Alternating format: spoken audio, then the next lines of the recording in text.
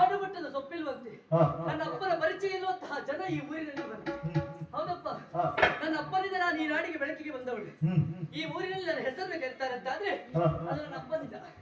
ಇದು ನನ್ನ ಅಪ್ಪನಿಂದ ಸಿಕ್ಕಂತಹ ವರ. ಎಲ್ಲರೂ ನನ್ನನ್ನು ಕಂಡು ಬಿಟ್ಟು ನೋಡ್ತಾ ಇದ್ದಾರೆ ಅಂತ ಆದ್ರೆ ಇದಕ್ಕೆಲ್ಲ ಕಾರಣ ನನ್ನ ಅಪ್ಪಯ್ಯ. ನನ್ನ ಅಪ್ಪನನ್ನು ಪಡೆದು ನಾನೇ ಒಂದು ಧನ್ಯ ಅಂತ ಭಾವಿಸಿಕೊಳ್ತೇನೆ. ಈ ಅಪ್ಪ ಅಂದ್ರೆ ಯಾರು ಗೊತ್ತುಂಟ? ದೊಡ್ಡ ಬೆಪ್ಪ ಅಲ್ಲ, ನಮ್ಮ ಅಪ್ಪ ಬುದ್ಧಿವಂತ. ನಮ್ಮ ಅಪ್ಪನ ತಲೆ ಕುಪ್ಪರಿಗೆ ಮಲೆ. ಯಾಕೆ ಗೊತ್ತುಂಟ?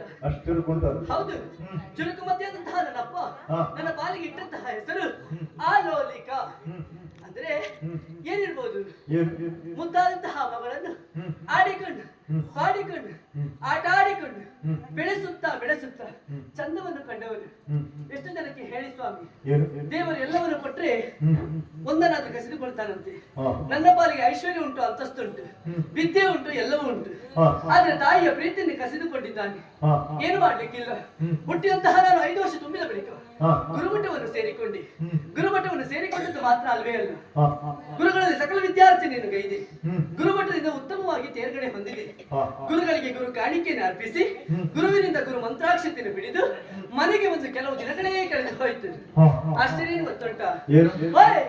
ನಮ್ಮ ಅಪ್ಪ ಹೆಸರು ಅಂತ ಗೊತ್ತೈತಿ ನಿಮ್ಗೆ? ಅಯ್ಯೋ, ಈ ನಾಡಿನ ನಂದೇ ಶ್ರೇಷ್ಠಗಳಂದ್ರೆ ನಮ್ಮ ಅಪ್ಪಯ್ಯ ಅಲ್ವಾ? ಹೌದು, ಶ್ರೇಷ್ಠಗಳ ಮುದ್ದಿನ ಮಗಳು ಅಲೋಲಿಕ ನಾನಿದ್ದೇನೆ. ಇದ್ದವರವರ ಉದ್ದೇಶ ಏನು ಗೊತ್ತುಂಟ?